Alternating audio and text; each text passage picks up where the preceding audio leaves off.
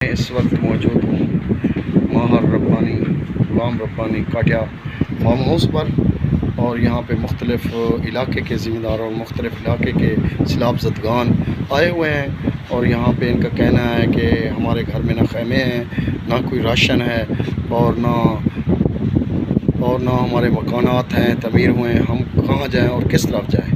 مال غلام ربانی صاحب سے جی سر۔ بسم اللہ الرحمن الرحیم۔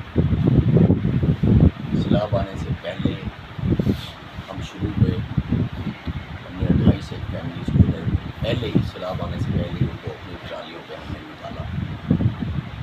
وہ لوگ تو اب خوش ہیں کہ چلے ہم سیلاب آنے سے پہلے، لیکن وہ 28 فیملی کی لاکھوں کی تعداد میں فیملیز متاثر ہیں۔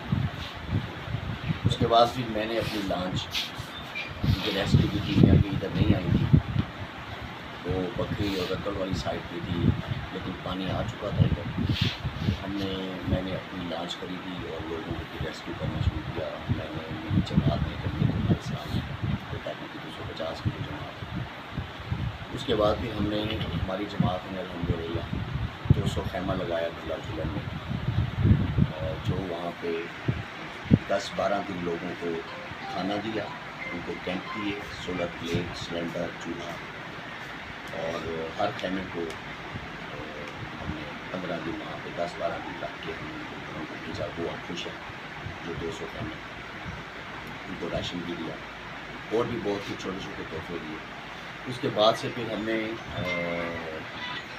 ہر مختلف مواضعات میں راشن کا عمل شروع کیا، خیموں کا، اور اس میں کمبل بھی اور بھی چیزیں تھیں جو ہماری جماعت میں مل کر دیگر مخیر حضرات نے ہم پہ اعتماد کرتے ہوئے ہمارے ساتھ مل کے علاقے میں چلایا ہے۔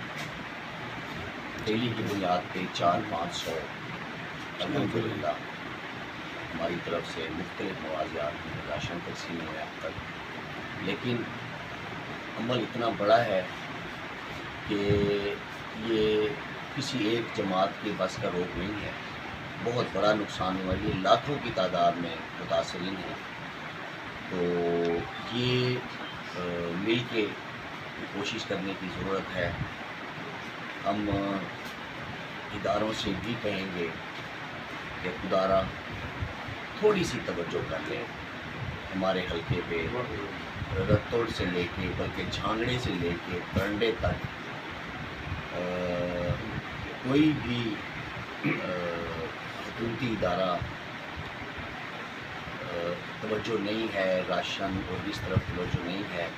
مخیر حضرات اور NGOs کام کر رہے ہیں، لیکن اس سے نقصان پورا نہیں ہونے والا۔ نقصان پورا ہونے نہیں والا، 10 دن کے راشن سے، 5 دن کے راشن سے کام نہیں چلے گا۔ تو گورنمنٹ سے، حکومت سے ہم اپیل کریں گے، اگر ہماری اپیل قبول نہیں کی جائے گی تو ہم پھر پرامن ہماری جو پوری پٹی ہے سیلاب متاثرین کی، ہمارے حلقے کی، ہم پھر پرامن جس سے عام آدمی کو تکلیف نہیں ہوگی، وہ ہم پھر دھرنا دیں گے تاکہ حکومت کی توجہ بھی ہماری طرف ہو۔ لہٰذا ہم دھرنے سے پہلے اپنے اداروں سے کہیں گے کہ خدارا ہمارے علاقوں پر توجہ ہو۔ جیسا کہ آپ نے ربانی صاحب سے سنا ہے کہ حکومت کے پاس راشن وغیرہ اور خیمے وغیرہ موجود ہیں، جبکہ انہوں نے تقسیم نہیں کیا۔ ہماری جماعت جمعیت علماء اسلام اور دوسری جماعتیں NGOs مل کر جو یہ سامان تقسیم کر رہی ہیں۔